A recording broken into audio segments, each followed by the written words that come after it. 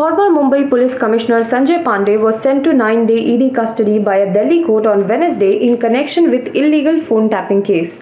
The Enforcement Directorate had filed a case and initiated a probe against Sanjay Pandey, NSE's former chiefs Ravi Narayan and Chitra Ramakrishna for their alleged involvement in snooping on certain people working with NSE.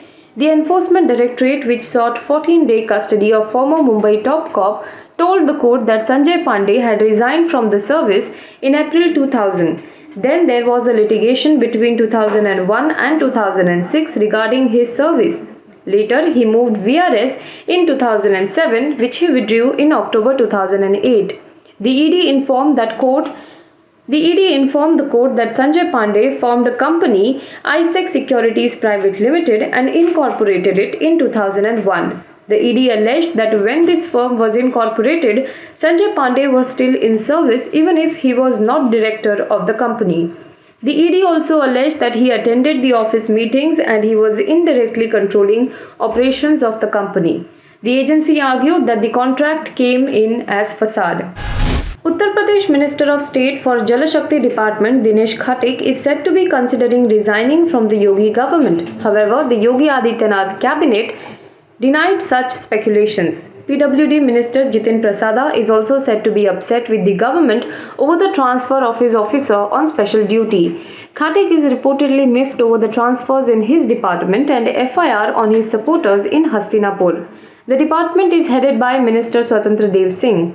Khatik is reported to have vacated his official residence and vehicle and moved to his personal residence in Hastinapur.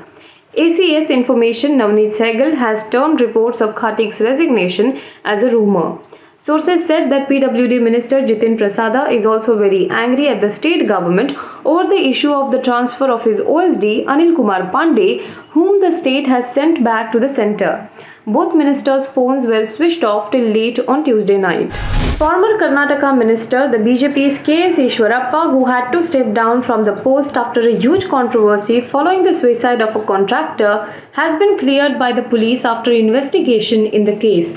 The former minister was named in the police case filed over the suicide, with the contractor accusing him of being solely responsible for his death in his last messages.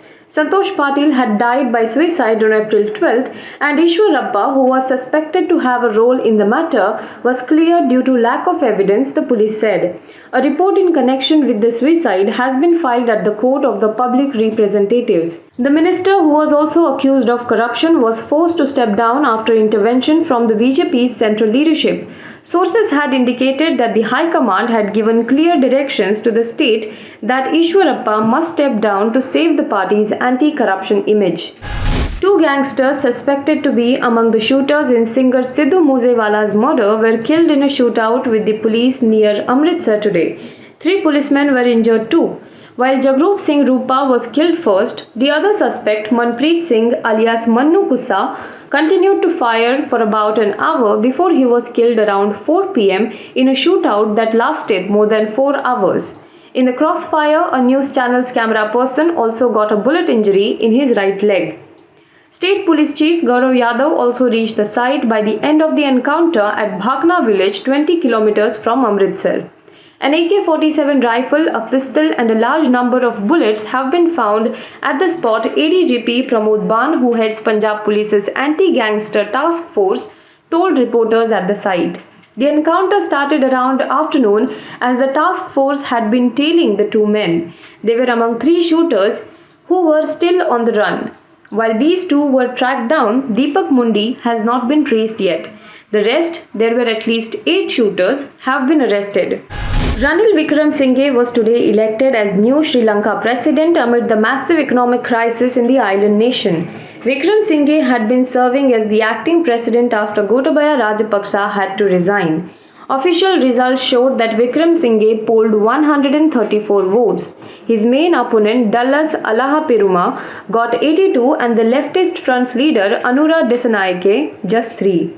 Wickremsinghe, a 6-time Prime Minister, was being considered a front-runner as he is backed by the Rajapaksa's SLPP, the largest bloc in the 225-member parliament. The 73-year-old is despised by the protesters, who see him as a Rajapaksa ally and had also demanded his resignation as Prime Minister. Observers believe that Wickremsinghe will crack down hard on the protesters from here on. As acting president, he extended a state of emergency in the country that gives police and the security forces sweeping powers. This came after protesters barged into the president's official residence.